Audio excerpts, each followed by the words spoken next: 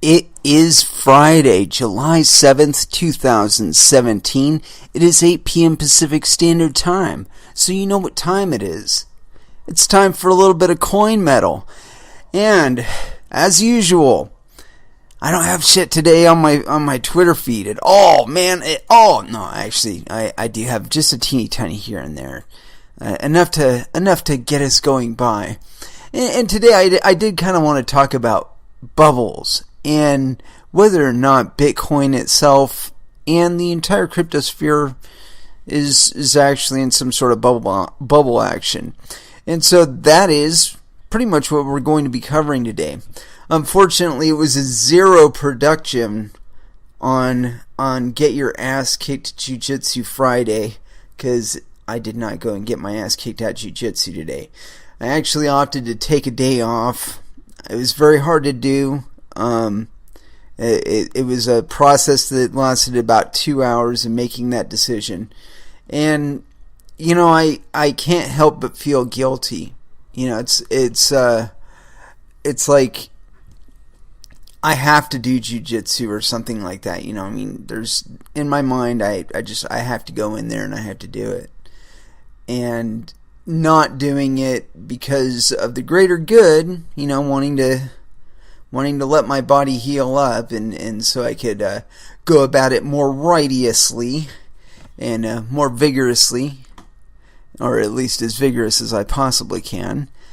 You know, I'm noticing that I'm suffering some damage that's a little more permanent than I would like, and you know, it's when that kind of stuff happens that you gotta back off a little bit, you gotta lift some weights, you gotta do some other conditioning, and then go back at it.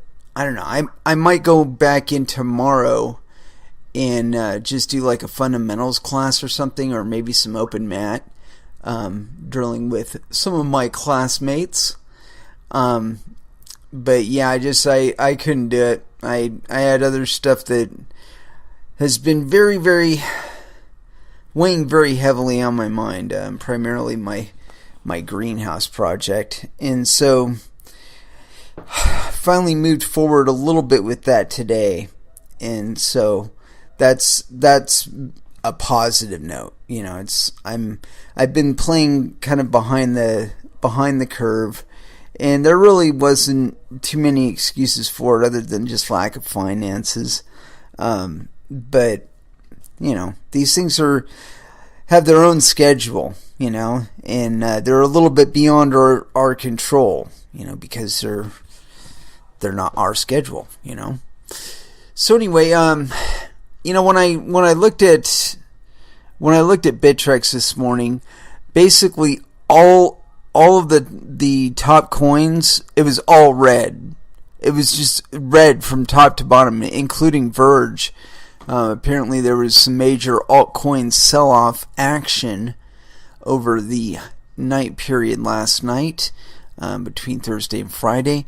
And so yeah, you know, we're back down there around 138 right now, but in all honesty, I don't expect us to stay down there for a terribly long period of time. You know, Verge has been trying to do some upward movement for quite a while now. You know, there was that test way up there at 242 on Bittrex, and that was good, but I think there's much better in store for us. It seems the action has been a little more vigorous as of late, and I saw an interesting article. It was about Verge currency too, and for some fucking reason I can't find it now. It's one of those things, just shit gets buried in my browser. But anyway, yeah, I actually saw a decent little article about Verge, and if I can, I'm gonna find that, and that'll be our beginning article, because it does cover something I think that's very important about Verge, and that's the privacy-centric aspects of it. And I really think that in the long run, Soonrock is going to be shown to be a visionary, because Verge currency, I think is one that's going to be used in places that have very, very restrictive money transfer laws, and they're going to be used primarily for good things.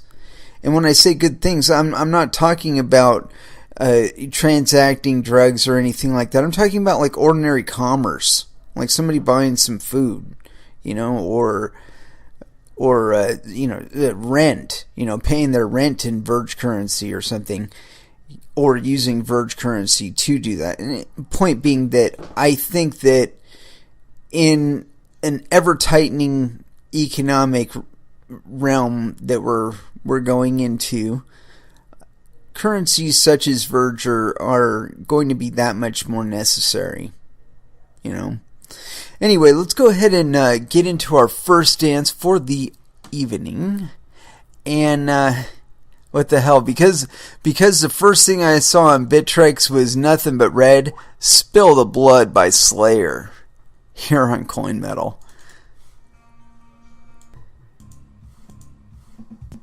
And that was Metallica with Damage Incorporated off of Master of Puppets. Oh, what a glorious album it was. Man, I swear this computer gets so lost sometimes. And it finds the weirdest shit to play. For some reason it skipped right over Meshuggah. It's like, no, I don't want to do that. I want to play system noises and music from video games and shit like that. So, anyway. Enough about the eccentricities of my computer. We're talking about bubbles on the other side of our first dance, and I don't really think that Bitcoin is in a bubble. I think that it's kind of a mischaracterization of what's going on, really. I mean, there are a number of factors that are causing cryptocurrencies to elevate in price. Not all of them having to do with cryptocurrencies and their increasing popularity, but also a great deal to do with what's going on the fiat side of that exchange rate. Because, as we've made note of several times on this show, the price, the quote-unquote price that you look at for Bitcoin at any one time is not actually a quote-unquote price. It is a temporary exchange rate. And it is an exchange rate between two commodities or two mediums of exchange that have their own intrinsic little dynamics going on behind the scenes.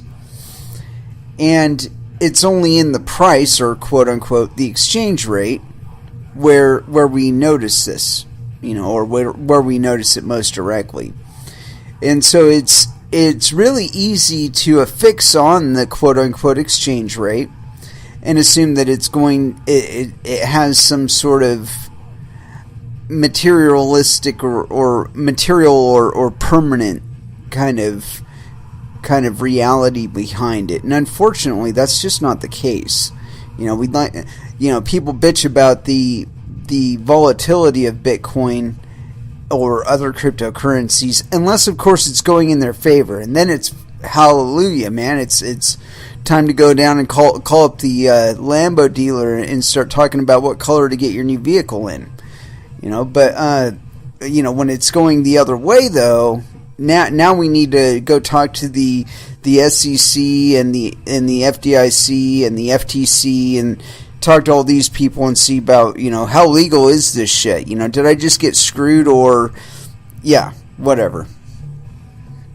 If you're even in this space, if you're even listening to me right now, you have taken responsibility for whatever funds you have or are generating within the crypto space. Okay? There's no mommy and daddy involved there. Okay, you are mommy, you are daddy.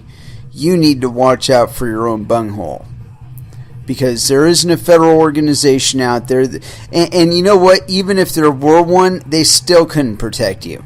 As we were talking about on Wednesday, They can't protect fucking legacy markets from legacy players. They have legacy players committing the worst frauds of in the entire fucking market. You know, scamming one another on interest rates.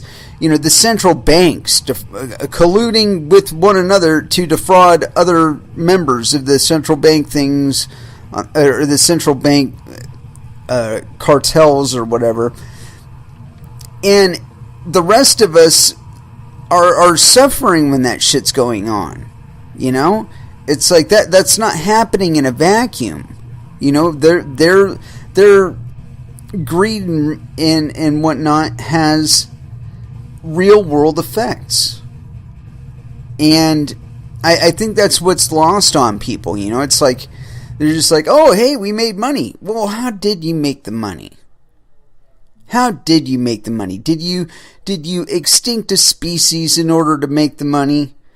Did you impoverish a small nation to make the money? You know, how exactly did you generate these funds? And I think that's the part that's lost is you know, how exactly are we generating these funds? And that's one of the good things about cryptocurrencies is we know where the funds came from. They came from people dedicating their money and effort into setting up miners and putting up the electricity, or putting up for the electricity and the hardware and the bandwidth to mine the currency. That's what they are. They're proof that somebody did that. You can't create them any other way. You need a network of people out there doing that, trying to beat one another to the end of the block. That's what makes it all work. So anyway,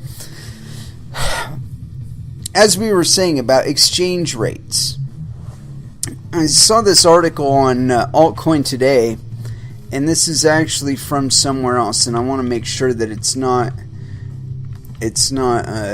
just part of the article. And yeah, you fuckers, I knew it. They always do that shit to you, where it's actually on Cointelegraph, and you get like three paragraphs into the fucking thing, and then you realize there's no more of it on this page. I need to go look it up somewhere else. And this is actually off of CNBC. Jesus Christ. Maybe I should look it up there. Anyway. Wall Street strategist sees Bitcoin at $55,000 by 2022. CNBC. And this is by John Buck, written about 3 hours ago, according to this. And I bet you if I reloaded, it was like 2 days ago. I mean, because it's got a total views of 2,804. We're going to do that really quick here. No, it was actually written 3 hours ago. All right, let's roll with it. Tom Lee, a strategist at the firm Fundstrat, has released his estimate on the value of Bitcoin by 2022, CNBC reports. You know, and I'm just going to right-click on it just to make yeah, that's the best thing to do, motherfuckers. They did the same thing. That was like 2 layers there. Okay, that was 2 websites that were referring back to this article that's actually on CNBC. Fuck. And it was written by Evelyn Chang. No picture, but I'm going to assume Evelyn has no penis. And of course they have auto pop-up bullshit on this fucking page. Man, that shit was better left in 1997. Whoever reinvented the fucking auto-loading video pop-up, fuck you. I don't speak ill of people personally, usually on this show, but whoever you are, fuck you. Anyway, here we go. CNBC, Evelyn Chang, top Wall Street strategist sees Bitcoin cannibalizing gold worth as much as $55,000. Fundstrat's Tom Lee on Friday became the first major Wall Street strategist to formally lay out his views on Bitcoin. The digital currency could be worth as much as $55,000 by 2022, Lee said in a report titled A Framework for Valuing Bitcoin as a Substitute for Gold. and of course no link. We believe one of the drivers of Bitcoin is cryptocurrencies are cannibalizing demand for gold, Lee said in a report. Based on this premise, we take a stab at establishing valuation framework for Bitcoin. Based on our model, we estimate that Bitcoin's value per unit could be $20,000 to $55,000 by 2022. Bitcoin traded near $25.40 on Friday. The digital currency has more than doubled in value for the year, and high interest prompted a Goldman Sachs technical analyst, a team of Morgan Stanley analysts, and Citi researchers to issue reports on Bitcoin or the blockchain technology behind it in the last few months.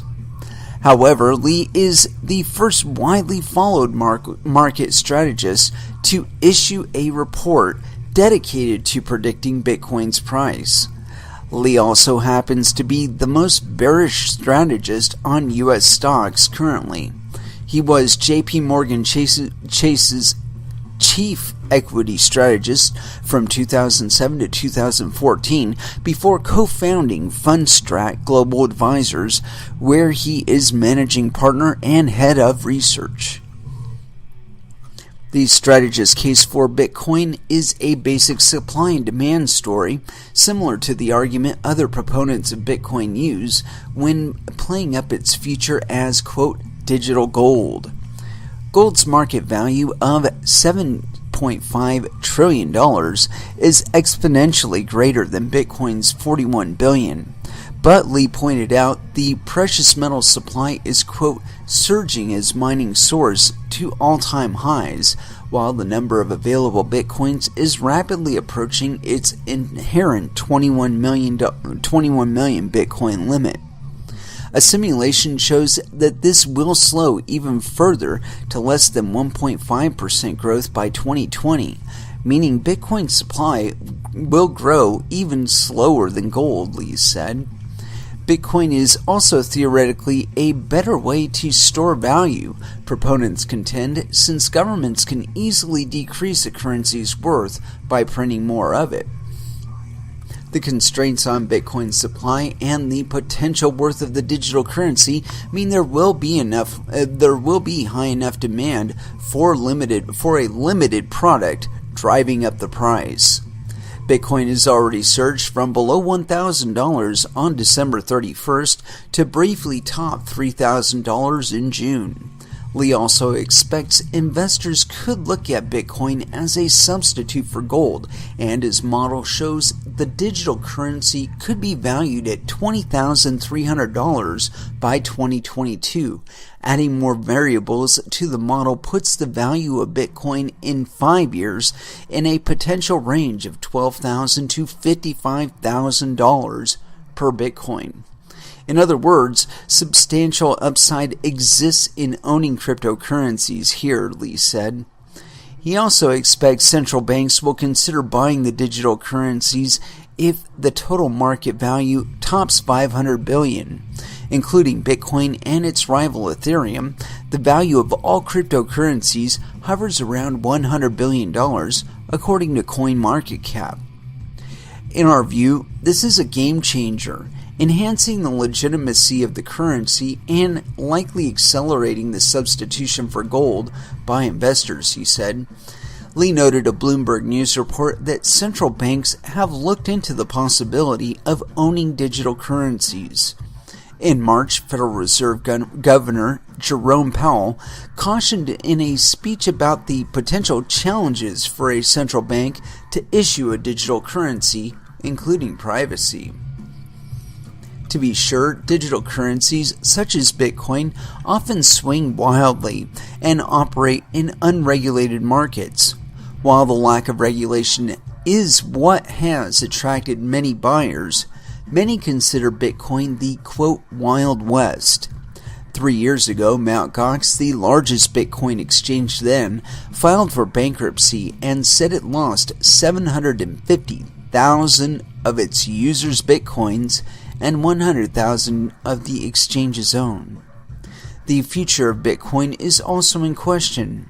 This summer, the digital currency could split if developers don't agree on the same system to upgrade Bitcoin. Lee acknowledged Bitcoin's volatility in his report, noting that annualized Bitcoin volatility is 75%, substantially higher than gold's 10%. But as noted, gold's volatility approached 90% from 1971 to 1980 as the U.S. abandoned the gold standard. Hence, we expect this to improve over time. And that's it. Evelyn Chang, very good. Very good. And the picture verifies no penis. Quite attractive young lady. Scans very well and tells us what we already know. Although I'll be honest, I really think they're being modest in their estimates. I mean, I think even this $55,000, I think it's bupkis, and mostly because the the progression, and they even note it. Okay, a 300% progression in less than 7 months. I mean, really, that's there is no rational explanation for that, short of the Federal Reserve just typing 0.0000000, you know, on the left hand side of the decimal point on their balance sheet. You know, just, oh, what? You want another war? Okay, 0.000000000, enter. What? You want another war? 0.000000000, enter. You know, and I mean, it's got to show up somewhere, right? And so I give you a perfect example. The other day I was just dying to get some breakfast sausages, just pre-made fucking breakfast sausages. I've had them before, you know, from like Jimmy Dean or Brown and Serve, something like that, right? And you know, you throw them on the frying pan, you fry them up, and then you can either make an omelet with them or something like that. And so, you know, I wanted a breakfast burrito. I was just dying to make just a dank breakfast burrito.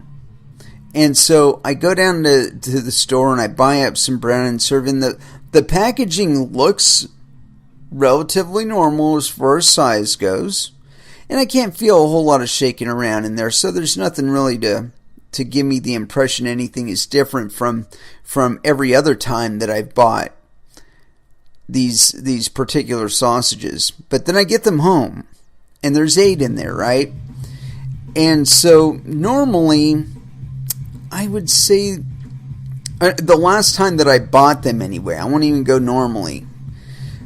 The last time that I bought them, I would say they were about as big around as a standard soda can, maybe just a little bit bigger around than that.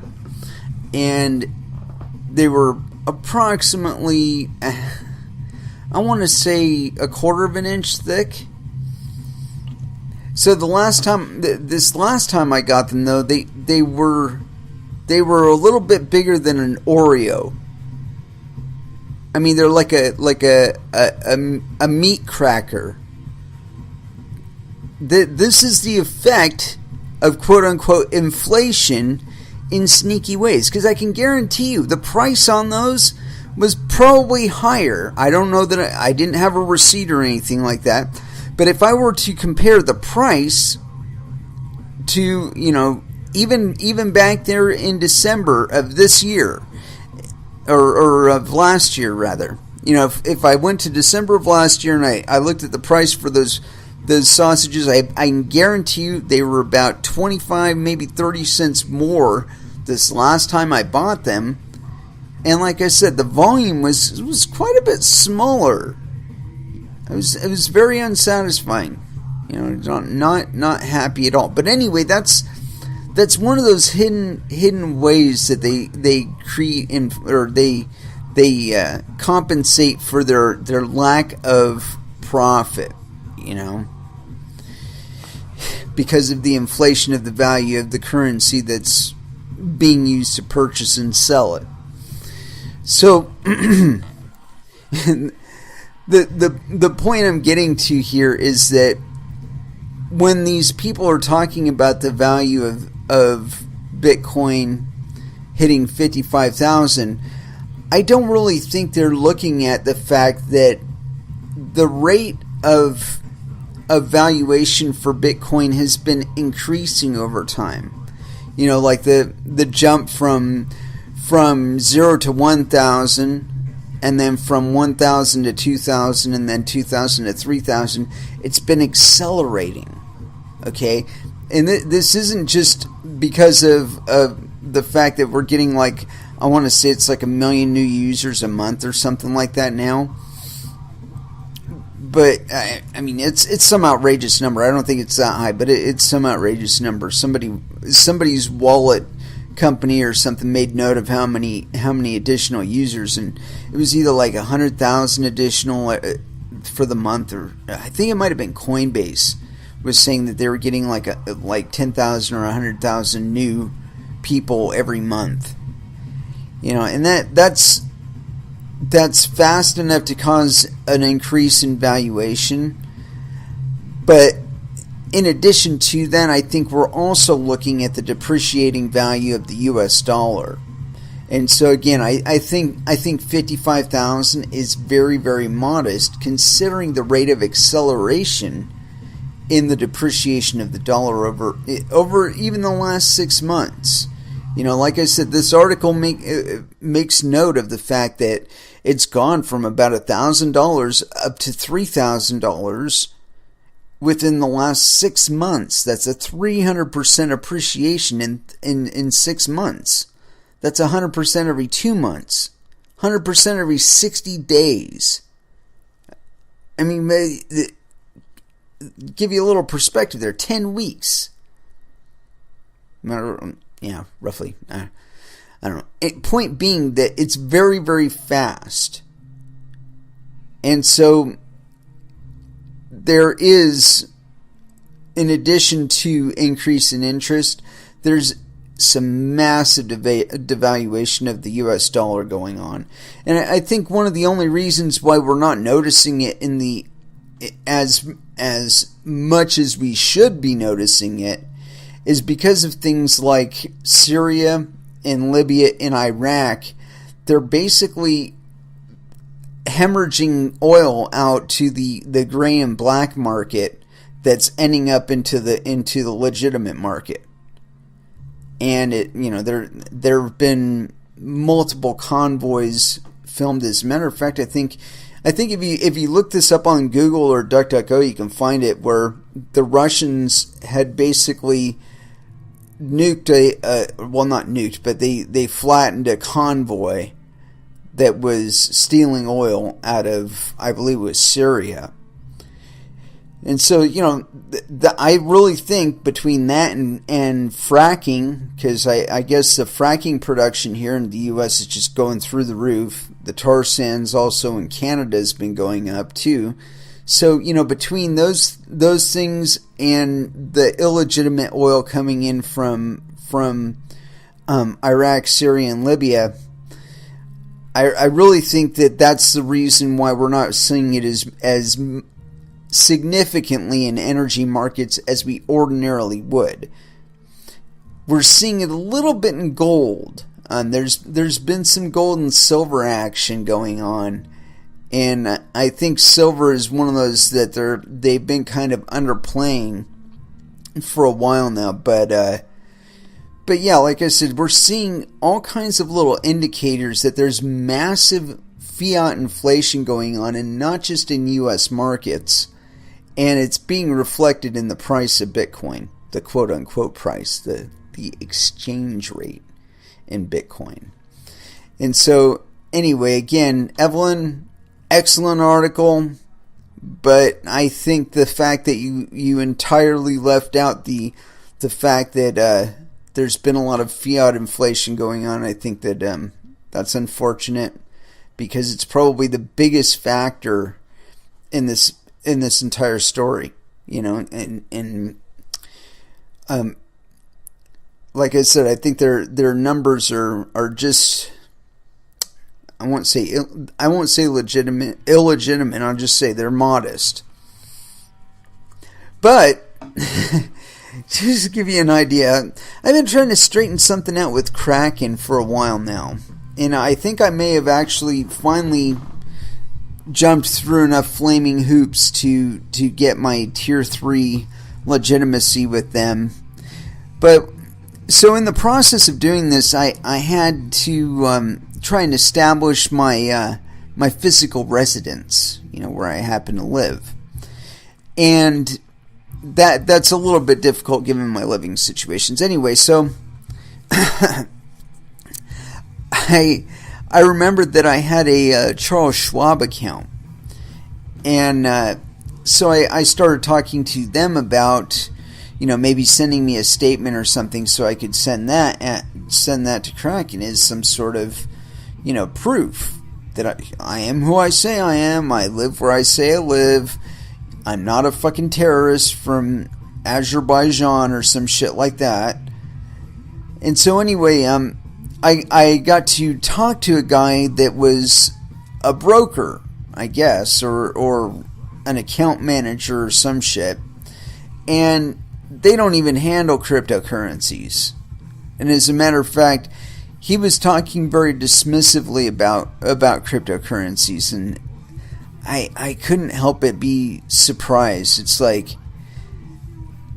I think that it reminded me a lot of a situation that happened when I was still doing a business to business service, where I was going from business to business with snacks. There was a Goldman Sachs office, and as much as I dreaded going in there, I did go in there because they have mouths too, they have stomachs too, they can eat snacks. So I go in there, and there was this sense of denial about the state of the actual state of the economy, right up until I think it was either 2008 or 2009 when they finally closed up tent. And last time around I was talking about a GMAC office. They closed up after 2009 too. But anyway, point being, this Goldman Sachs office had been there for like ever. I mean, like forever, a while, a long time.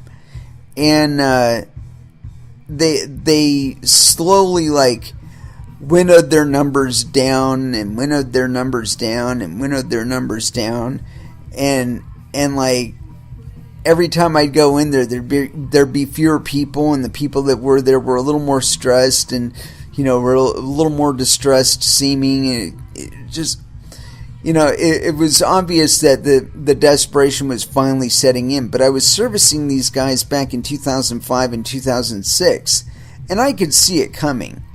And so I'm like talking to them about it, and they're like, "Oh no, everything's stellar. We're doing this and we're doing that. Hey, you got to get into doing what we're doing." And I'm like, "No, I'm doing fine." And literally, I watched their progression as they slid further and further down into that hole, and it was really sad to see, because there was a state of denial. For a little bit there in, like, I want to say 2006, 2007, before the disaster became like really apparent, right? That there was this denial that, oh no, everything's hunky-dory, everything's wonderful, it's going to go on forever just like this. No end in sight, we're gonna keep going with it. It's good. It's all good. It's wonderful. Until it wasn't. and so that was the kind of arrogant kind of perspective I was getting from this guy, or like the way that he was referring to cryptocurrencies. And I told him, I go, you know what, dude, I can assure you it's not going anywhere. Meaning that it will still be here, it will continue on. And I still believe that. And, that's... so far it's proven to be exactly as I predicted with regard to the expansion. And the only thing I've been disappointed in has been the timing. That, like the recent interest in in making mining cards by NVIDIA, and there was another one, I can't remember the name of it. Anyway, they're looking into finally after all this time making mining specific cards so that they don't have such a load on their video cards and their gaming cards, because there's been miners and they just buy up all the fucking video cards and pisses off the gamers. So anyway, I've been predicting for a while now that one of the major chip manufacturers that's involved in PC component manufacture would finally get into the mining space. And a couple of years after it should have happened, but here it is. And NVIDIA is now going to be making cards that are specific for mining. And as long as mining stays open to the average consumer, that the average consumer can say, you know what, I want to mine cryptocurrencies, and just order up a bunch of fucking cards, and if they've got the money, of course, buy the hardware, set it up, point it at a fucking miner, point it at a worker, or point it at a mining pool rather, and fire it up. As long as that is the case, what's going to happen over the next year is that we are going to see a bigger expansion of other people trying to get into the mining space. And that is going to cause a major shift in how mining is done. Okay?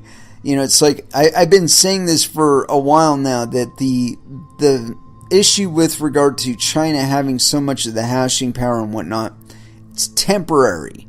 It is all fucking temporary.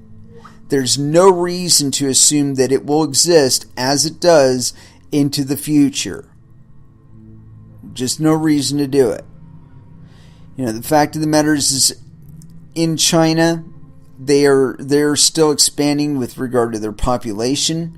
So all those little villages out there where the biggest demand for the electricity is fucking mining warehouses that are there, that's going to change. Those people are going to get families, and they're going to need to keep the lights on, and that's going to cause the demand for more electricity, and so on and so forth. Anyway, point being that their dynamic will change, where that electricity will no longer be free, or at least not as free as it is now. The open funds that they have to invest in mining hardware, they might get a little tighter over time, because the rest of the world hasn't stopped moving with regard to this. Everybody is looking for new places to mine from that are cheaper, that have cheaper electricity, that have better regulation with regard to property management or property ownership, all of that stuff. There's a major race going on for the best places to mine from, and China isn't going to be it forever. And that's going to continually shift the power dynamic of the network. And I really hope that effect continues. And as long as we keep the industry to where licensure is not an issue, then we're going to continue to see this dynamism in the space where new places on the planet are going to have, they'll have a fab that's built there or something, and they'll have the quickest access to the chips, and the chips will be the most efficient and best miners on the fucking planet, and that again will change everything, because it won't happen in China. It'll be in like the Philippines or something like that, or Indonesia. They'll reconvert an old Intel fab. They'll retool it and make mining hardware there, and that'll be it. All of a sudden you'll have a major hash power bloom out of the fucking Philippines, and China be looking at each other going, what the fuck just happened?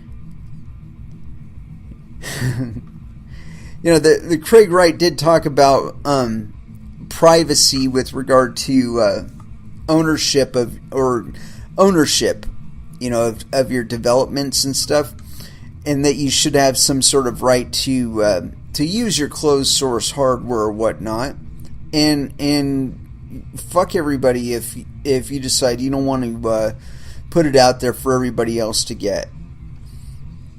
I mean, I don't like 100% agree with that, but I think that's going to be a factor going into the future, that we're going to find better ways to do things, and the people that do that might not be as forthcoming with their information as to how they're doing it, and we'll have to make decisions as to whether or not we want to keep them on the network, because of what other effects it might be having. Any case, let's go ahead and kick into some music, and I've got some Annihilator playing. I really do like Annihilator, but I haven't been playing any Fear Factory, or at least very, very little.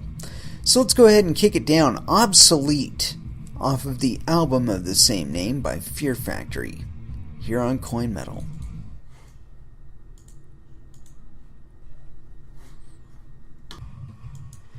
And that was Meshuggah with Electric Red. And I'm sure a lot of you guys were seeing some of that today when you were checking out your Bittrex account in the morning.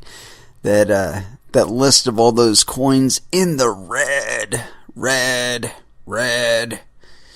Anyway, we were talking earlier, and it's funny because I opened several different tabs from several articles I thought were unrelated, and unfortunately like 90% of them had to do with that guy's analysis that Bitcoin would be going to $55,000. And again, I really think that's that's modest. I mean, in all honesty, with the rate that it's been going up, I'm starting to wonder if we might not see 10,000 by the end of 2017. And that's, of course, barring the split and all that business. In all honesty, I think at this point the lack of, I don't know, I'm sure there's some sort of enthusiasm, the winnowing enthusiasm for the idea of forking the network, I think is will become more apparent as we trudge along through July. But anyway, this next article is on Business Insider. We were talking a little bit earlier about bubbles and all of that. I don't really think these are bubbles in Bitcoin and in cryptocurrencies, in all honesty. I think that mostly what we're seeing is the effects of inflation, and one of the things driving the interest in Bitcoin is that there are people looking for stores of value. You know, something that will endure past a major monetary collapse here on planet Earth. And so this one, Business Insider, Bitcoin and Ethereum are cannibalizing gold. And this is by Joe Scioli. And I'm going to go ahead and say yes, Joe does have a penis.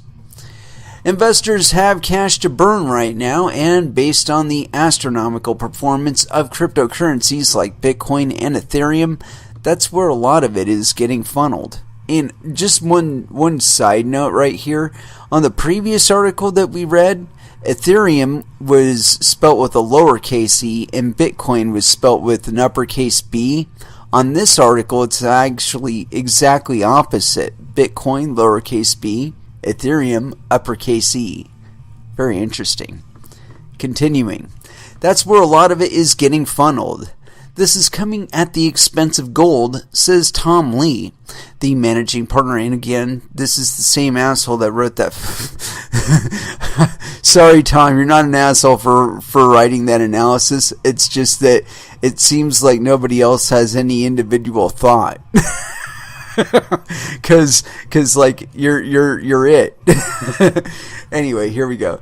the managing partner and head of research at Fundstrat Global Advisors. In fact, he thinks that the growing preference for the cryptocurrencies over gold is actually helping contribute to the torrid gains in the fledgling products. Bitcoin is up a whopping 172% this year, closing at 2,607 per coin on Thursday. Ethereum has skyrocketed 3,200% over the same period, sitting at $266.01. And just a side note on that, at one point it was at 4,500% for the year, but it's gone down since then apparently.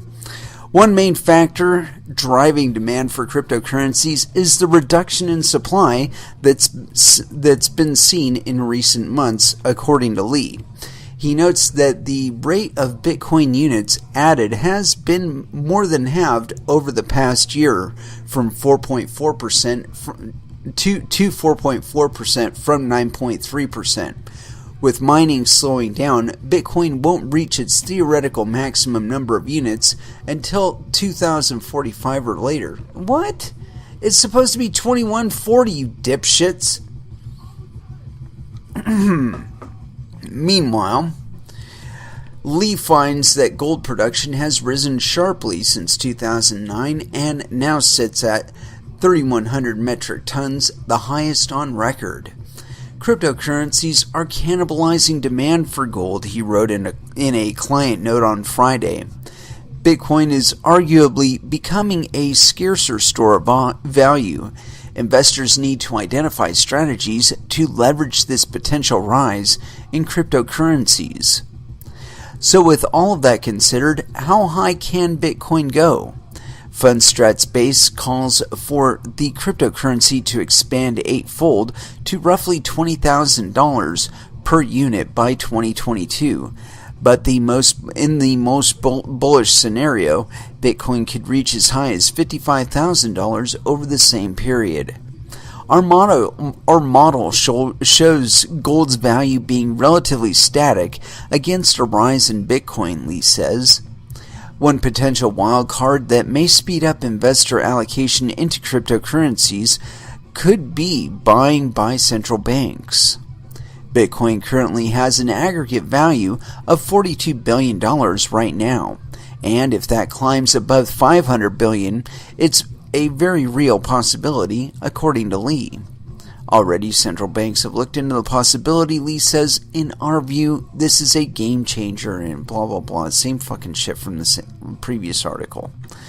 Alright, so yeah, apparently Mr. Lee and Fundstrat are the only people having any kind of individual thought going on in business right now with regard to cryptocurrencies, because everybody else is quoting this guy. So I got another one here from Business Insider, and this is the conventional view. Now, what we've previously been talking about, of course, is one guy's report, apparently, of the idea that of Bitcoin just going up in value just over time, right? And this perspective is more I would say a more conventional outlook, and let's get into it. And this is by Aiken Oyedel.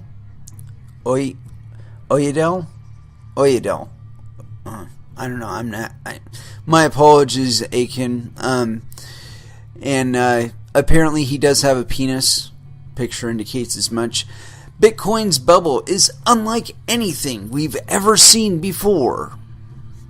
There are still some question marks about whether Bitcoin is in a bubble, but the speed of its price growth is already nearly unmatched. The cryptocurrency has surged 162% in very volatile trading this year amid continued demand. But as the chart below illustrates, Bitcoin Bitcoin's longer-term rally by as much as 1,000% was swifter than homebuilder stocks in the lead-up to the housing crash. Jeffrey Kleintop, the chief global investment strategist at Charles Schwab, said that the 10-year buildup is important to how embedded the bubble becomes and how much impact the bursting has on the economy and markets. In other words, this is simply unprecedented, but arguably a Bitcoin crash probably won't have the same ripple effect on the economy as some other assets would. Billionaire Mark Cuban is among those who have said Bitcoin prices are in a bubble. When everyone is bragging about how easy they are making money equals bubble, he tweeted. Ethereum, another cryptocurrency, is up by more than 3,000% this year. And apparently that's it. Because Mr. Lee sucked up all the thought juice that's going on for Business Insider. Anyway, thank you, Mr. Aiken. And one thing, this estimate of 162%, I don't know where they get that. I mean, maybe if you cut out the hellacious run up to $3,000 and above, maybe if you cut that out, then yeah, you're at 162%. But if you look at the the lowest price since December to the highest price, it's actually been closer to about 300%. Actually, that's what we're really talking about, because it was down there near 1,000 and it shot up to over 3,000. Now it's still tinkering around 2,500 right now. But I don't expect that to change, to stay the same. I'm sorry, I'm a little bit frizzled because I didn't get to get my ass kicked at jiu-jitsu today. It's amazing the things you miss in life. Anyway, yeah, like I said, 162%. That in itself is modest. If you just count what you're looking at right now, that's the kind of perspective you can derive from it. But if you look at the chart, it goes up and then it goes down. It goes up and then it goes down. But every time it comes back down, it does not come back down to as low as it was before it started going back up.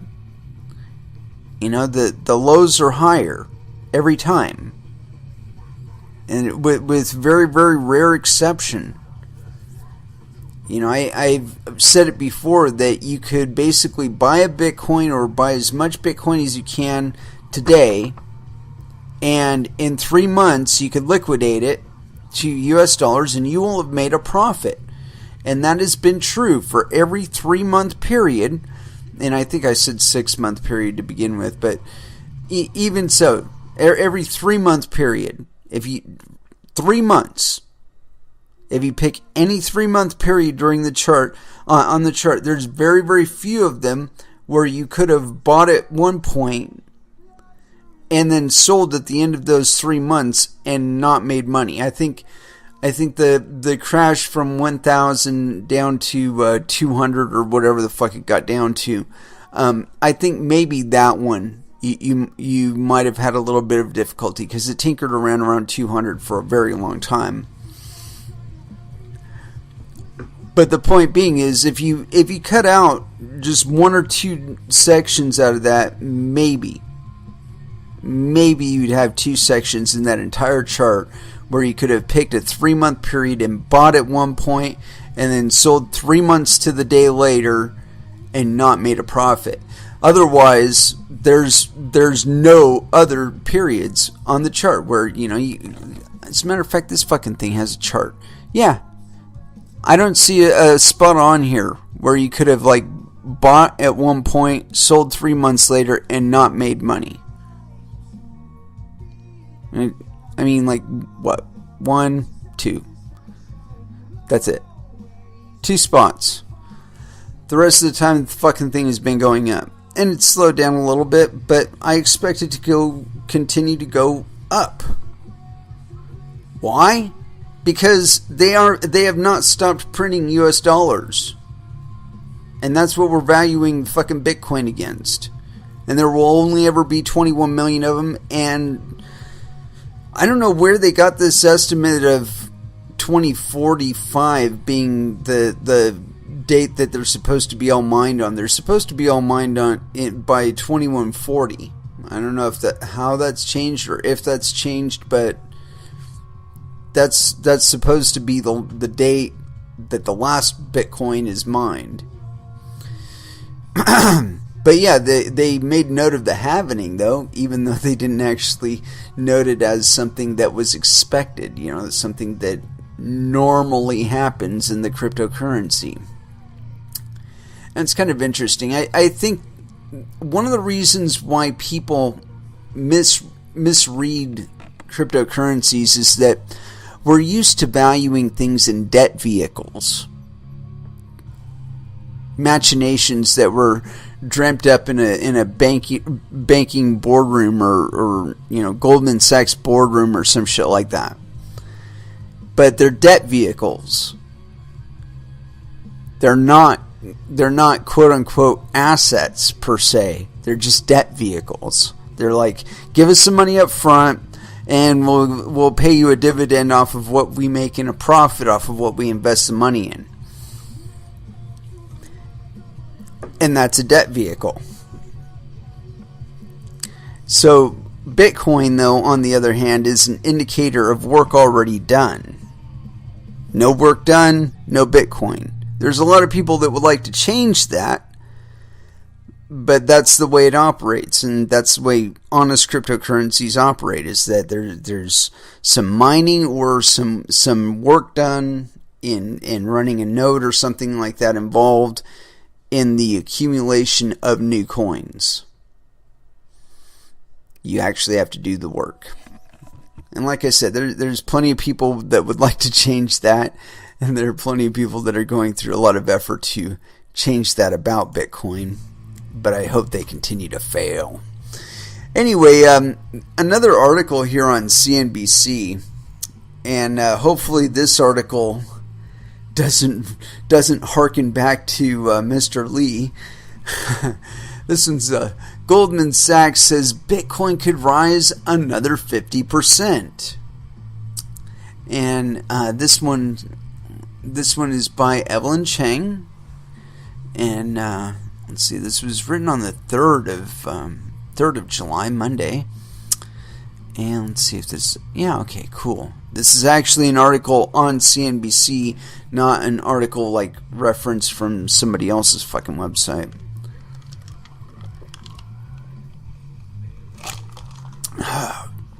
Man, it was a hot day out there today. Anyway, continuing on here. Goldman Sachs is out with a call on Bitcoin, and chart analyst Sheba Jafari expects the digital currency could rise as high as $3,915. That would be 52% above Monday's price of about $25.67. The market is in a wave 4 of a sequence that started in the late 10s, early 11s lows. I guess that was late 2010, early 2011 lows. Jafari wrote in a Sunday report on charts for the week ahead. We're eventually expecting one more leg higher, a fifth wave. From current levels, this has a minimum target that goes out to 3212, if equal to the length of wave 1, Jafari said. There's potential to extend as far as 3915 if 1.618 times the length of wave 1. It might just take time to get there. Bitcoin has traded in a range between about 2,100 and 3,000 ever since hitting a record high of 3,025.47 on June 11th, according to CoinDesk. Uncertainty about the future of Bitcoin itself has kept prices in check lately. Updates to the Bitcoin network scheduled for release in the next several weeks could split the digital currency in two if developers don't agree on how to make the updates compatible with each other. To be sure, Jafari said, fourth waves tend to be messy/complex, meaning Bitcoin could continue trading in a range and potentially fall close to 1857 before recovering. On June 12th, Jafari said in a note written due to popular demand that she was wary of a near-term top ahead of 3134. She said traders should consider re-establishing bullish exposure between 2330 and no lower than 1915. After topping 3,000 for the first time on June 11th, Bitcoin prices fell more than $800 to a low of $2185.96 less than a week later. However, Bitcoin recovered to end the month at $2499.98, up 7.2% for June and having risen 158% for the year so far.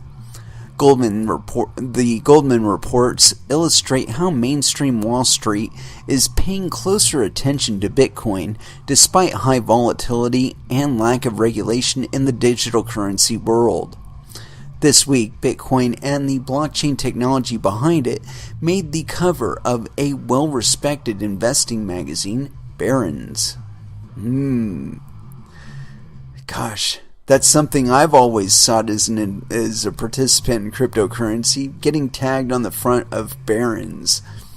Anyway, thank you very much, Evelyn. Lovely article. Yeah, and again, no mention of dollar volatility and dollar inflation. Just talk about Bitcoin's price and the dynamics thereof. And I'm going to say it right now. I think Miss Jafari is off. I think that we're going to be lucky to exit 2017 without a $5,000 or higher Bitcoin. I mean, and that's just my prediction. And I base that on the fact that the rate of inflation doesn't seem to be slowing down. Dollar inflation, that is, Federal Reserve note inflation. And that one's a real big one because to some extent we're still considered like the global monetary standard, usable anywhere. And I'm starting to wonder how long that's going to last,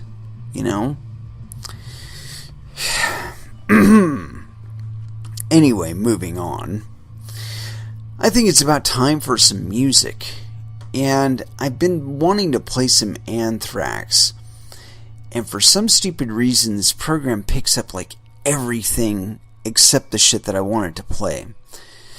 But anyway, I want to play some Anthrax. And I'm thinking something new. Let's go ahead with Breathing Lightning here on Coin Metal.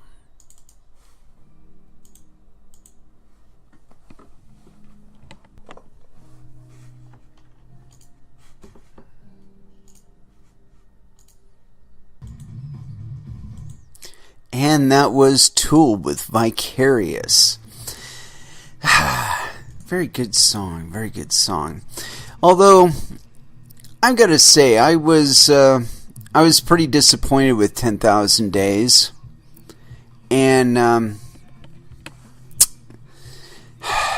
it's kind of a pet peeve of mine that if a band is kind of billed as something that it isn't, that really disappoints me.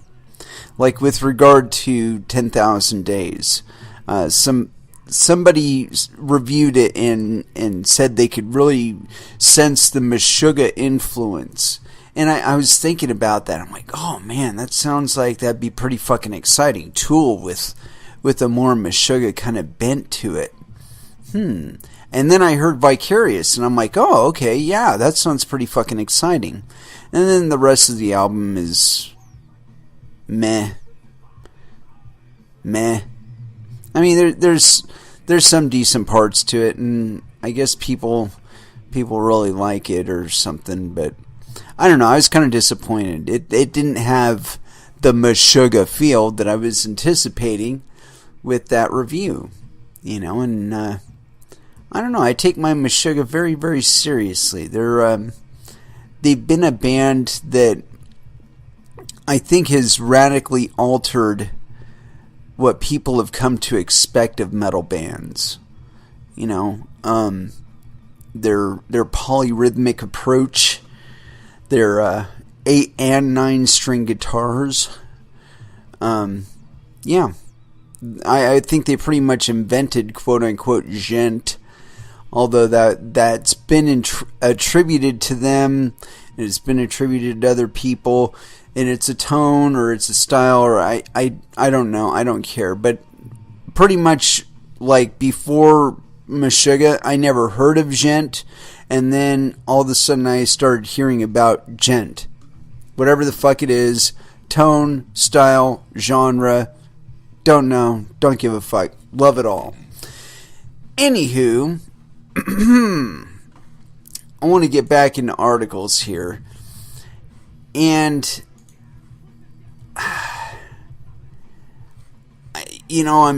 I've been looking for new and exciting stuff with regard to Bitcoin, and the Twitter feed has been surprisingly barren as of late.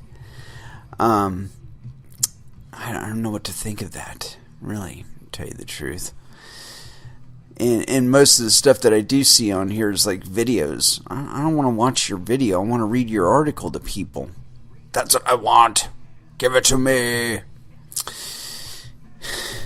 But anyway, we've been talking about bubbles in cryptocurrencies and why many people do misread it.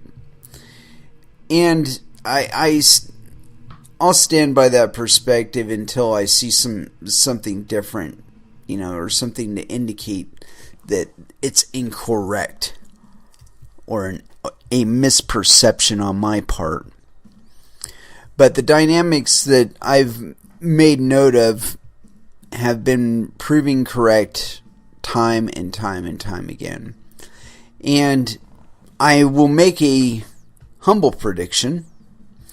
One of the things that I think really pushes the Bitcoin price up is talk of quantitative easing from central banks.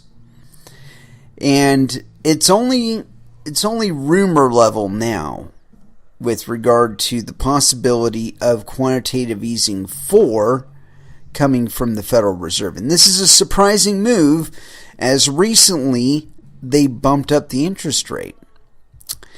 So, and I did talk about how that coincided with the precipitous drop in the price of Bitcoin. Now, while 0.25% is enough to cause Bitcoin to tank $800 over a month period, I don't know. I don't think so. Maybe. Not so sure. I'm sure there are other factors in the mix, of one of which I'm sure has been the hack of BitThumb and their loss of Bitcoin.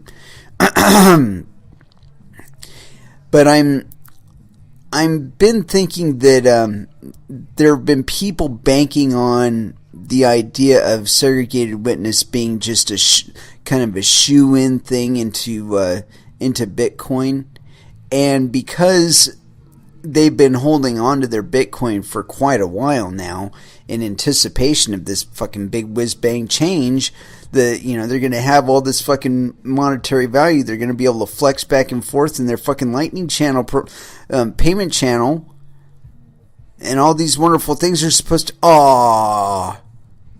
it didn't happen yet. I think those people have been selling off some of their Bitcoin, if not all of their Bitcoin. They're like, fuck it, it's not going to happen. Or it's not going to happen in a quick enough period of time for this to be worth my while. So I'm going to go ahead and ditch my position now. Make a little profit, walk away from the table. But as we've seen increased interest in gold, I really think the quote-unquote scaling issue, and we could be seeing also a kind of a response wave from the backlog that we were experiencing in the mempool, because apparently some asshole was spamming the shit out of it and clogging it up and causing the fees to rise. Anyway, so we could be seeing a reciprocating wave from that. Also, the additional talk of regulation never helps anything. But I'm starting to think that this is like a I don't know, kind of like an electrical prod that national governments are kind of bumping each other with now. It's like, hey, we're gonna regulate. And the other countries are like, all right, let's see it. And then they're like, oh well, we're gonna have a congressional meeting about it, and then we'll get back to you in about 18 months. And this has been happening in Russia. It's been happening in China. It's been happening in India. It's been happening elsewhere. It's been happening here in the United States, where piecemeal some states have gotten ahead of the curve, like New York with their shit license. But as we've seen, all that really does is it's caused a chilling effect in New York. And a lot of the people with the new innovative ideas, they're not even looking to have their shit here in the United States anymore. They're like, hey, you know what? Those people might have money, but they can move their money elsewhere too if they really, really, really want to give us some of it. And I don't want to deal with this potential regulatory burden that these people are monkeying around with. I'm going to fucking move to Malaysia or somewhere else where they're not as inclined to jump on every little teeny tiny possible source of income and tax the shit out of it, or tax me via regulation and licensure and legal requirements and all that other crap out of the ability to participate. And we're going to see this again and again and again, where we're going to see a national government. They're going to say, hey, we're going to regulate this. We're going to throw down this fucking uniform gauntlet, the blah, blah, blah. And it's going to cause a chilling effect of innovation in that place. And then they're going to say, whoa, wait a minute. Maybe we'll get back to you in 18 months. And we'll talk about it then. We've been seeing that again and again and again. And like I said, as long as we keep going along as we have, we're going to continue to see this effect. And I that's one of the reasons why I'm anti-segregated witnesses. I think that it changes the model in such a way that you'll require things like payment channels, but then you'll have to use somebody who's providing one of these payment channel services just to transact in Bitcoin. And at first it'll be really cheap, okay? And then the licensure requirements and the insurance requirements and the custodial requirements and whatnot will make it such that the average Joe Blow who's fantasizing about being a node on a fucking Lightning Network payment channel is not going to be able to afford to participate in it. And the activity that he's fantasizing about engaging in, as we talked about before, FinCEN is already ahead of you on this. That 2013 thing we read on the last episode, and if you want to touch back, if you didn't catch that on Wednesday, I did record it and I did post it up on my YouTube channel. You can check it out there. Anyway, they're ahead of you, and what they're talking about as far as like the activities that they're going to be requiring licensure for and whatnot, they match what what a lot of people have been talking about doing with quote unquote scaling options. And again, payment channels via the Lightning networks, those are not on-chain. Those are not on-chain options. Okay? That's not on-chain scaling. That's off-chain scaling. But, and with that, like I said, I think the average person will be licensed out of the ability to participate. So, I'm really hoping that if there is a fork, the fork fizzles out really quick, and segregated witness is held off for another day, and hopefully people will stop trying to get it in there. Anyway, yeah, I'm bereft of no articles, but I do have one here from Bitcoin News. And this one, it's kind of alongside the theme that we've been going along, except in this article, it seems this is the angle where behind the scenes with everybody else, somebody else is doing something to foster things on the side of the crypto. And here it is. Thomson Reuters seeks blockchain startups for new incubator program. Media and information giant Thomson Reuters has announced a startup incubator program that seeks early-stage entrepreneurs in different technology fields, including distributed ledger and cryptocurrency. The program, revealed July 5th, will grant selected applicants access to Thomson Reuters office space, mentorship, data services, and client and partner resources, and will run for 6 months in the Zurich region. In return, Thomson Reuters will utilize the startup's technology to create more business opportunities for itself. Specifically, the information company seeks emerging technologies that intercept with finance, legal, regulation, and news sectors, areas relevant to the business of Thomson Reuters. The selection criteria will focus on startups' quote, business idea, leadership team, and competitive differentiation in the market.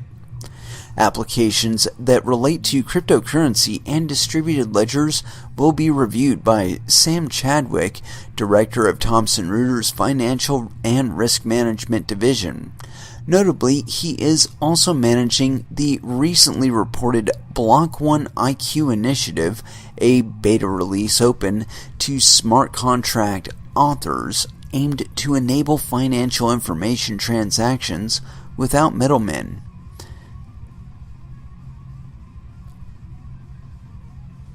I want to read that last sentence one more time, and if you can't find the irony in it, then you don't really understand this technology.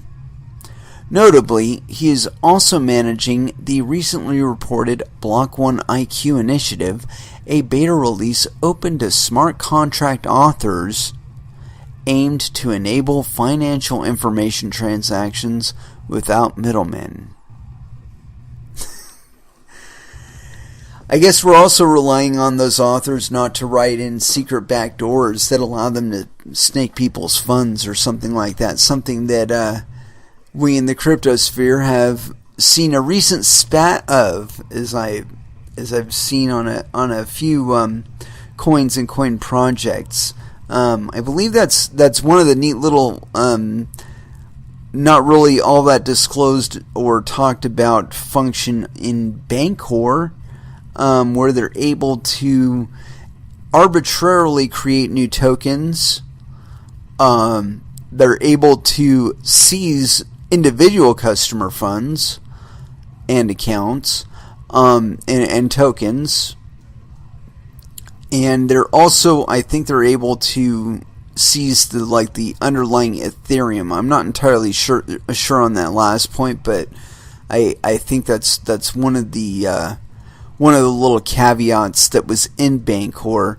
And all of these traits, I mean, what does this sound like to you? It sounds a lot like the Federal Reserve to me, where they can wave the magic wand and they can add some zeros on the left-hand side of the decimal point, and whiz bang, there's a few $1 trillion for you.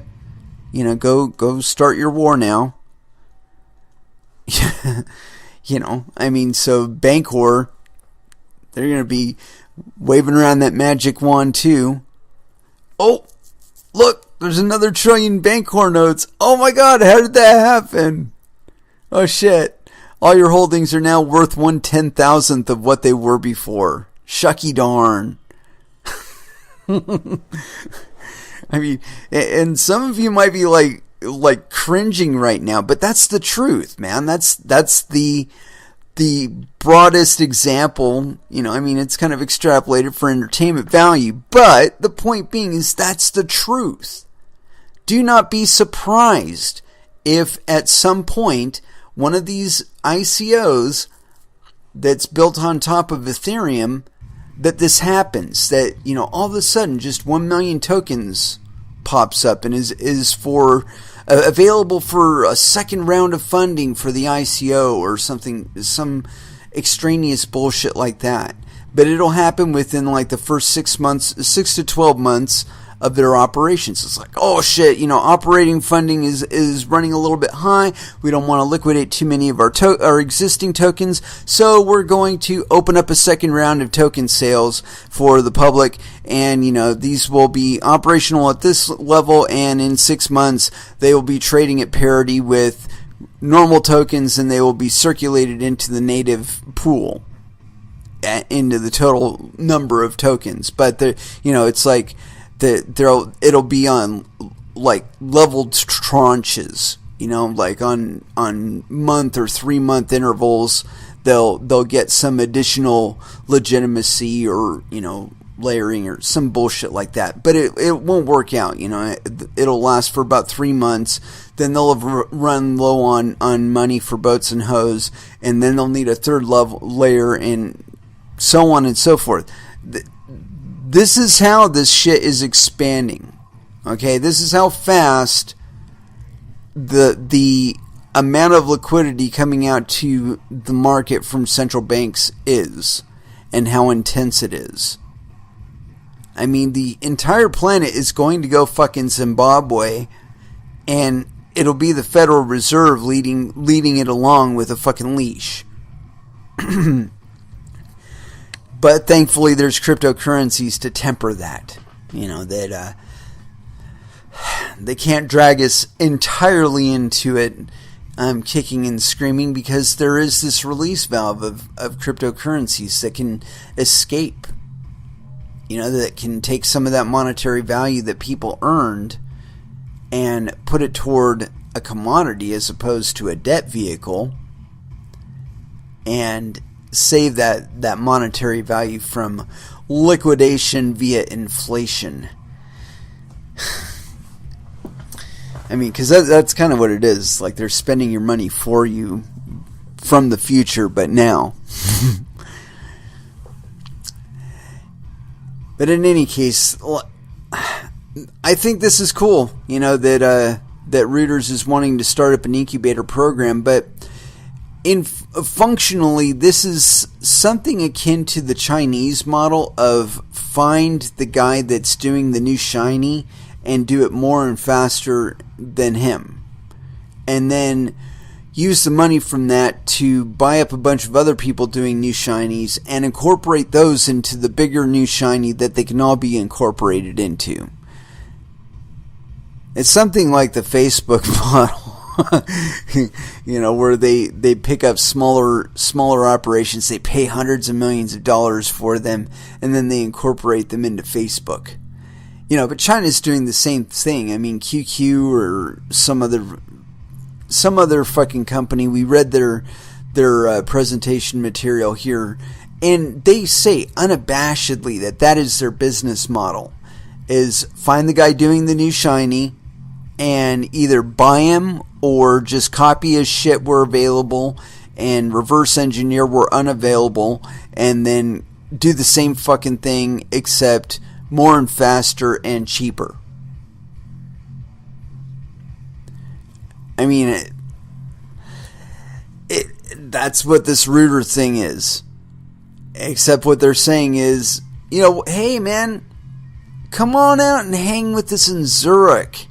You can smoke hash out on the patio, and we'll rap about all your new wonderful ideas, and we'll even help you implement them. But we want to use the materials that are gleaned from your operations and also these discussions and planning sessions, and be able to use them to our own advantage, not only in predicting the success of your company, but also in creating companies that are similar that will someday supplant you and consume you.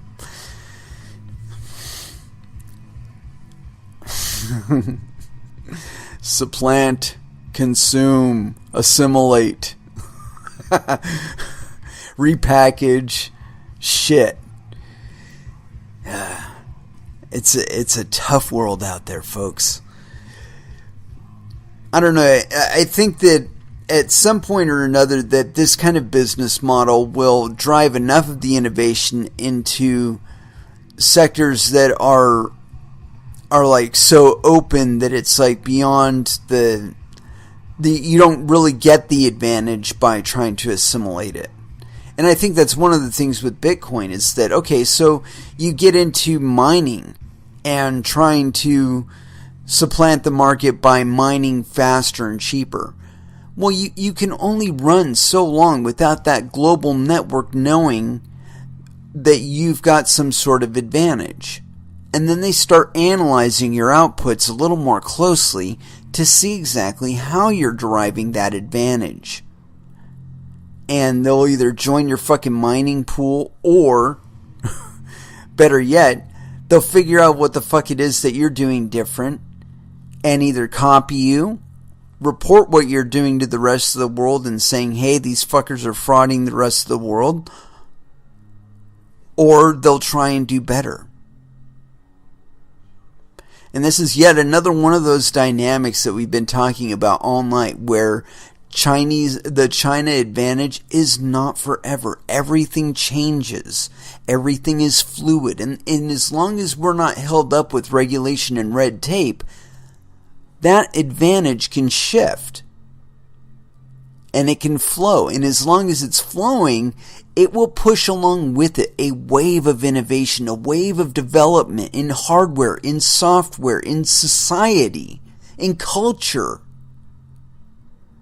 And all of the wonderful things that you sit and, when you're out on that patio in Zurich and you're passing back and forth a hash pipe and you're having these wonderful utopian visions of the future, all of those are possible with that flow occurring.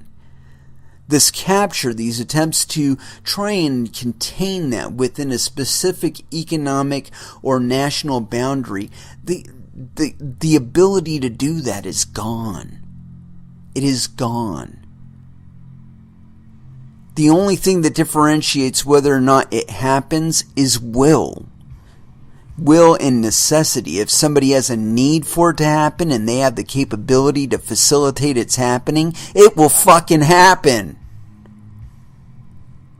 People will fucking try and make that happen. And if it's good for the network, or if it's good for the coin, or good for the cryptosphere, it will fucking happen. And you just got to give in to that. You got to give in to the knowledge that what you hold as permanent today is not permanent. Everything changes. Everything flows. Everything ends as it has a beginning. And we didn't always have Bitcoin. And maybe we won't always have Bitcoin. Maybe we'll have something better.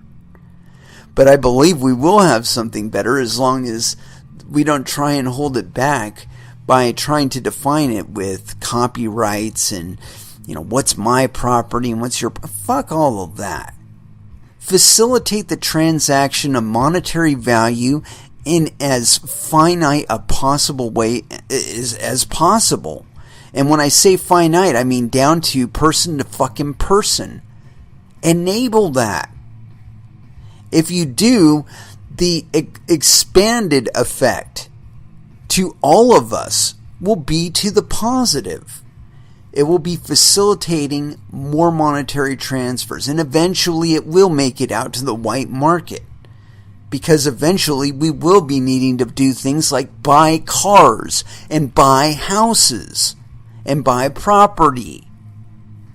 And when we do these things, there are already taxation models that will capture enough money along the way to fund the things that we need funded. I really think that the taxation models of the past are going away. We are going to end up with fucking a la carte, on-demand government. Where we can say, you know what, I'm not comfortable with these jihadis being funded to perpetuate war in Syria. So, you know, I'm gonna go ahead and line item that one out of what I'm willing to dedicate my tax funds to. You know, it seems that there's a lot of potholes in my region, so I'm going to go ahead and mark that one for the funds that you wanted to dedicate to paying for mercenaries in Syria. I want that money to go to fixing fucking potholes in the road out in front of my house. That's the kind of fucking government we are going to have in the future. Or we can have right now. But the only thing holding us back is, of course, the structures that we currently have to operate with. But I really believe that those are coming to an end. Because the ability to capture like that is coming to an end. You know, I watched a thing on Vice. I think it was on Vice. And they were talking about the what basically is a cross-border sneaker net between South Korea and North Korea, and I also believe China and South Korea too. That this exists, where people are taking USB drives and various other drives, like, you know, flash memory cards and shit like that, and they're bringing over, you know, Western media, Western movies, Western programs, from one place to another that way, right? So now imagine that you've got one person on the North Korean border and one person on the South Korean border. Both of them have cell phones, right? What would be to stop them from, you know, text messaging to one another, you know, directly, like if they had a line of sight, and establishing a temporary network and doing transactions? Nothing.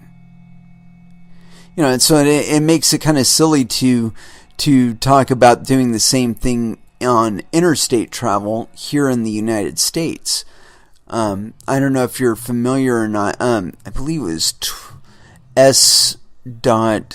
I did a live reading of it. If you go to my YouTube channel, you can check it out. It's like S.1241 or something like that. And it's this broad sweeping fucking civil asset forfeiture bullshit where they could just gank your money. And it includes cryptocurrencies in it. And I've been thinking about ways that I would go about circumventing that. You know, like maybe having a seed written down somewhere and stashed somewhere else, and that when I go from one place to another, I just rebuild the fucking wallet from the other side of the border, load up recover the seed, call it good. I've just transitioned however much money that I had in an account from one to another. That's entirely possible now. So, you know, the idea that you're going to be able to tax every transaction, no, it's not going to happen. Not anymore. Basically, the way things are going, the harder you try to grip, the more there will be devoted to circumventing your ability to grip onto it. And I heard a metaphor or something like that about it, where it's like sand, like trying to grasp sand. That the harder you grasp at it, the more you squeeze through your fingers. I believe that was Princess Leia talking to Darth Vader about the harder you squeeze the systems, the more slip through your fingers. Well, it's the same way with regard to monetary value in this new paradigm that we're dealing with now. And I think we're seeing that market operate a little more fluidly outside the United States than should be, and I find that kind of disappointing. I would think that somebody as pro-business as Trump would see this stuff going on and be like, you know what?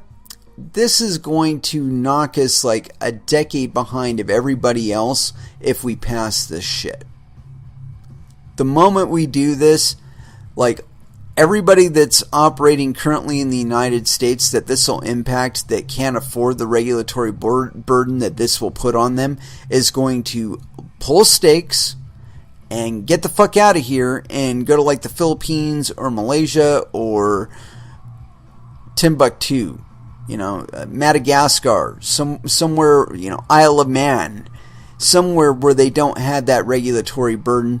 They're going to set up shop there, and we are going to lose access to all of the monetary activity that person and all of their employees and all of the income tax that would have generated within our economy, because we got overly greedy and we tried to squeeze too hard. The system escaped. Anyway, so let's go ahead and drop back down to some music here, and I've been feeling the need to throw in a little bit of textures. And because I don't really rely on a lot of the other songs on here, I'm going to throw it down Regenesis here on Coin Metal. And that was Primal Concrete Sledge by Pantera. Oh, got a little Kingdom of Sorrow going on in the background there. One of these days I'll actually play them on my show.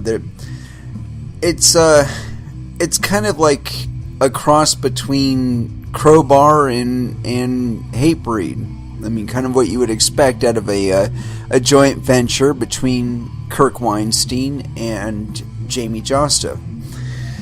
Yeah, it's tasty nonetheless. It's just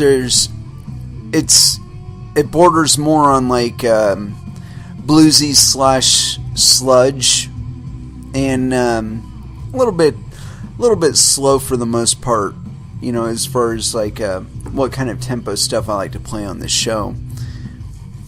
So I don't know. I can't rely on it. It's just like that Textures album. It's a badass album, but there's a lot of parts on it that are like slow and easy, and I think that's kind of a concept album, Drawing Circles by Textures.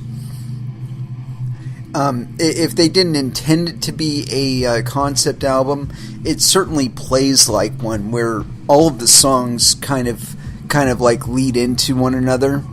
Starting from the first song to the last song, it's like it plays like a continuous song where there's no real distinct intros on the or outros on the songs. Anyway, as we've been talking about the fiat side of the quote-unquote crypto bubble, I thought I'd throw something in here for Verge, because somebody actually wrote an article about Verge currency, and so here it is. It's by Alexander Weilacher. Anyway, is anonymity-centric cryptocurrency Verge a good investment? If you have been a part of the Bitcoin community for some time, you will be aware of the fact that Bitcoin is not as anonymous as the mass media makes it out to be. Due to Bitcoin's pseudo-anonymity, several methods have been developed that are able to link Bitcoin users to their wallet addresses. This has become a concern for many Bitcoin users who are becoming increasingly wary of regulators and governments tracking their transactions, which has caused many libertarian and privacy-focused Bitcoin users to turn to anonymity-centric cryptocurrencies. These in turn have been experiencing strong user adoption and increases in value in the past 6 to 12 months. One of these anonymous coins is Verge.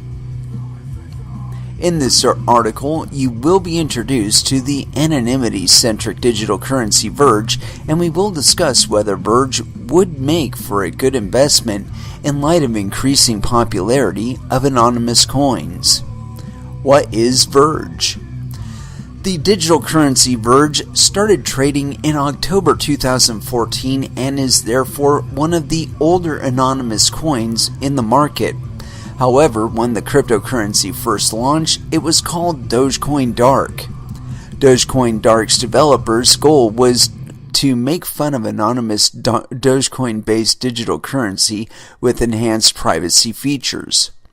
In February 2016, the team behind Dogecoin Dark decided to rebrand the coin and continue to work on improving the cryptocurrency under its new name, Verge. Verge improves upon the Bitcoin blockchain by adding privacy-enhancing features such as the utilization of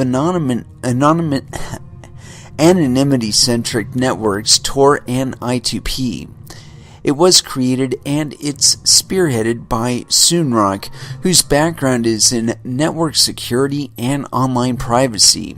Speaking in an interview with SecWire.net, Soonrock explains the backstory to Verge. In just one moment, this thing defaulted to something else. Anyway, here we go. Verge started as a hobby back in 2013 under the name Dogecoin Dark. As I started producing a lot of resources for the blockchain, many community members suggested a rebranding so the coin would be taken more seriously. Within a week or so, we had rebranded and our community started growing at a lot faster. I try to seriously consider all input from the community because without them, we're nothing. To protect users against traffic analysis, which is a form of network surveillance that threatens personal freedom, privacy, and confidential transaction activities, the user's transactional traffic is routed through a number of global servers. Each of these servers removes the information of the previous server to the extent that the last exit node server ends up being unaware as to where the network originated from. As a result, Verge users can comfortably send and receive transactions of Verge over the internet with the assurance that the currency trail is virtually untraceable. Verge's developers state on the use of Tor in their new black paper, which was released on June 4th, 2017. Hence, through the use of Tor, Verge users can transact anonymously and benefit from faster confirmation times. Aside from Tor, Verge also makes use of I2P in all its clients. That means that all data sent on the Verge blockchain is anonymized using the I2P tunneling service, which adds another layer of privacy through the use of garlic encryption onto Verge. Both Tor and I2P can be used when transacting using Verge's Electrum clients, which means that IP addressing information as well as transactional information won't leak to the servers that the client is connecting to. When transacting in Verge using this desktop client, the Verge Electrum wallet has come with multi-signature support, which means transactions can require more than one key to be authorized. Standard transactions only require one signature, but for added security, users can opt for multi-sig based transactions. Verge also uses multi-algorithm mining support. This means that individuals with different types of mining equipment are able to mine Verge, which means more security through decentralization and fairer distribution of coins among Verge's mining community. Verge is one of the few cryptocurrencies that support 5 different hashing algorithms, namely Script, X17, Lyra2 Rev2, Mir Grossel, and Blake 2S. Verge uses a proof-of-work consensus mechanism, same as Bitcoin, and has a block time of 30 seconds. Verge has a detailed roadmap, and the team will shortly announce exact dates for each stage. Some upcoming developments to anticipate are the I2P/Tor Android wallets, a unique aspect of the altcoin as there is no ClearNet capability for these wallets. July 2017 is also expected to see RSK integration, allowing for smart contracts as well as an online merchandise store. The digital currency can currently be traded on numerous exchanges including Bittrex, Nova Exchange, and Cryptopia, with Bittrex having by far the largest share of daily trading activity. Verge's market capitalization stands at $45 million at the time of writing, and its price is hovering at around 0.0035 cents. The total supply of Verge coins is capped at 16.5 billion, which is a positive for investors, as demand can end up outstripping supply when the supply is limited to a finite amount.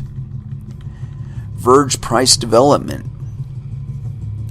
The price of Verge went sideways from the time it launched in October 2014 up until its rebranding in February of 2016. Roughly 0.000005 cents to 0.0001 cents after its rebranding in early 2016. The price jumped in April 2016 to reach its all-time high of 0.000227 cents on April 7th. However, the price dropped quite substantially after reaching its 2016 high and trended between, I'm not going to fucking read it, for another year. In April, altogether with the rest of the cryptocurrency market, Verge managed to rally once again. It wasn't until June 2017 when the developers behind Verge published their black paper and made several positive development announcements that the cryptocurrency jumped significantly to 0.001 cent on June 1st to a new all-time high of 0.0063 cents on June 7th. Should you invest in Verge? The investment case for Verge is very straightforward. If you believe that cryptocurrency users will increasingly move towards anonymous coins to protect their payment privacy, and you think that Verge's development team can develop innovative improvements to their currency, then adding Verge to your digital asset portfolio would be the right move. If, however, you believe that digital currency users will not migrate towards anonymous coins, or you believe that other anonymity-centric coins such as Monero, Dash, or Pivx will provide better anonymous transaction payment solutions, then there is no need for you to purchase any Verge. Nevertheless, adding Verge to your portfolio is recommended even if you already hold Monero and other privacy coins, as Verge's approach is slightly different. And in the new and exciting space of crypto, it is hard to ascertain which technology will be best suited to concealing users' identity. For instance, lead developer Soonrock stated in a recent interview, I am a fan I'm a fan of XMR, as they've definitely gone down their own path to fulfill their vision, and I do hold quite a few in my portfolio. I have read recently that their obfuscation techniques are not yet perfected, but that's to be expected. That's to be expected this early in crypto, as all of this is still new. From a technical analysis standpoint, is Verge expected to perform well? Looking at the weekly chart below of XVG/BTC will give us an idea of the price action that will be anticipated over the long run. With Verge displayed as a bullish Ichimoku breakout in mid-May, giving an early signal that an uptrend would materialize. Since then, XVG/BTC has climbed from 48 Satoshis to 170 Satoshis at the time of this writing. The market has displayed a strong upsurge, with a retracement looking complete, as the chart below shows the Fibonacci retracement levels of XVG/BTC bounced from the 38.2 retracement level at 96 Satoshis for the week beginning on June 26. Over the course of the next month or two, we are likely to see another upsurge to the Fibonacci extension level at, holy shit, 396 Satoshis. Wow, I hope.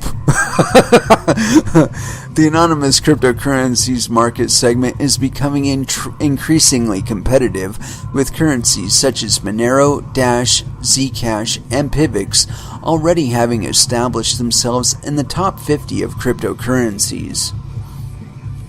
It will therefore most likely take more than dedicated developer team for Verge to compete with the cryptocurrencies mentioned above.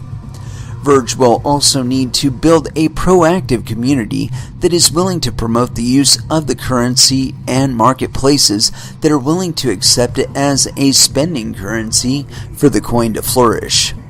However, the strong vision, privacy offering, and developer activity, Verge will be a good coin to add to your portfolio to diversify in terms of cryptocurrencies that offer privacy.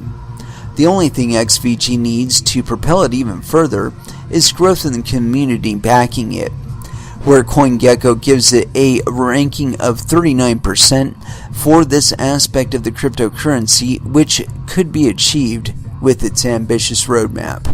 And this contribution was by Jamie Holmes. Not clear whether Jamie has a penis or not, but thank you very much. And this was written by Alexander Lilacher. Pretty good. Not overly glowing, not overly congratulatory of Soonrock's accomplishments thus far. I put it as his accomplishments because, I mean, come on now. I just DJ the show. I mean, I do what I can, right? You know? But over the longer term, I think that we will start to see a shift towards privacy-centric coins. And only because of what I've stated before of this effect, where the more that countries, or governments rather, start acting like this is a space that they can regulate or that they have some sort of real authority over, the more people will look to ways to circumvent that control. I mean, it's very, very plain and simple. You know, I've stated on the show many times that Bitcoin and cryptocurrencies are not an innovation. They are not an innovation at all. They're actually a response. And they're a response to a system that would tax our every single breath if capable. You know, if it were possible to actually do that, which I kind of consider Obamacare to be a breath tax. But that's just my perspective on health insurance. I think it's kind of just a scam to make healthcare more expensive, but that's, again, my perspective on it. But like I said, in the longer term, I see good things ahead for Verge, because this aspect of the fight, I don't think will last much longer. I would say maybe a year, maybe two, if cryptocurrencies can retain their current status as stores of value that are independent of nation states for the most part. I think that we will continue to see a migration to Verge as long as we see an increase in regulatory pressure.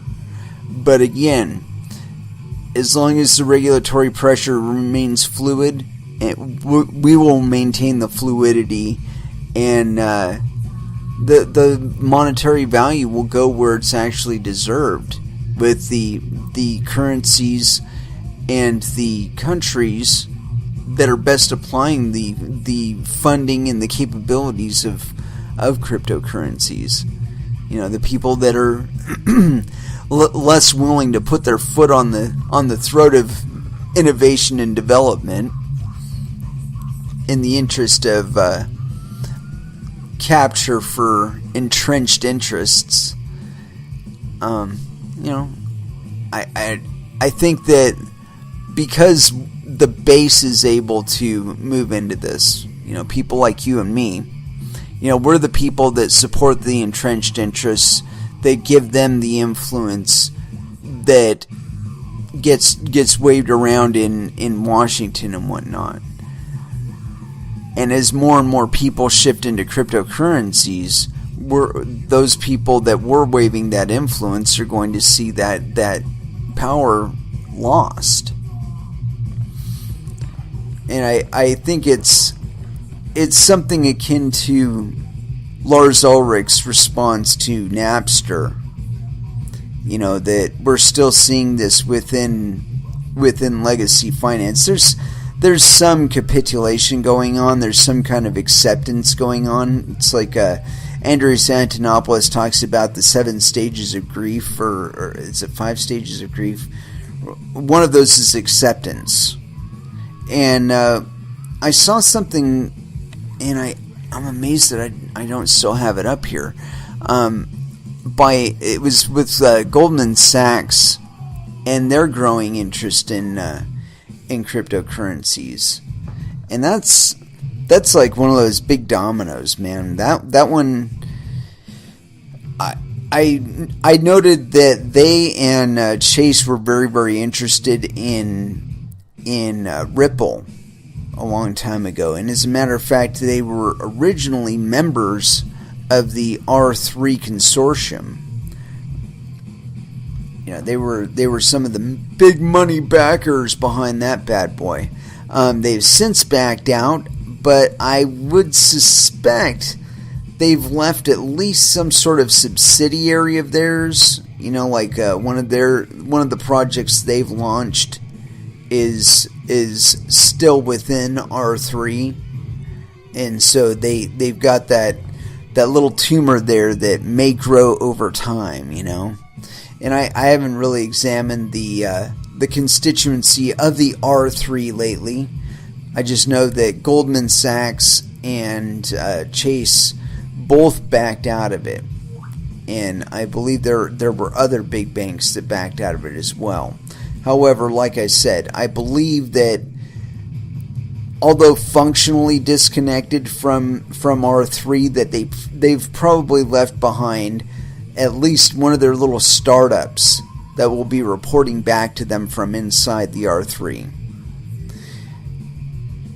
So we're starting to see some tentacles, that are reaching into the crypto space and trying to seize on it in creating third-party areas, like that thing we were talking about earlier with rooters. They're talking about smart contracts to make it easier for people to get into stuff, to do stuff without third parties. Well, if you've written a smart contract, you are the third party. You know, if you've written up the smart contract, you are the third party in it.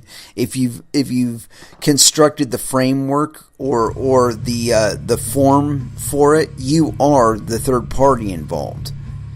And your terms and whatnot could easily be introduced into the contract itself, independent of the author and the intended customers. And I think it's just hilarious that we're still seeing this, that there are people still begging for, or somebody's trying to create at least a position for a third party arbiter in a system that doesn't need it, in a system that was designed to operate without third parties. But I don't know. I think it's probably just a affectation of our time. You know, that because we're used to top-down structures. I mean, even in our quote-unquote democracies, that there are always, or there have been for quite a while, consideration for influences outside the direct realm of participants. You know, whether it be through proxies that were elected or otherwise, that there have been interests acted upon and for within our systems without our consent. And like I was saying about Bitcoin not being an innovation but more a response, it's a response to this reality where people are saying, I want to divest from this. And so again, trying to reintroduce the concept of a third-party arbiter into this is kind of against the ethos of where we're headed, you know?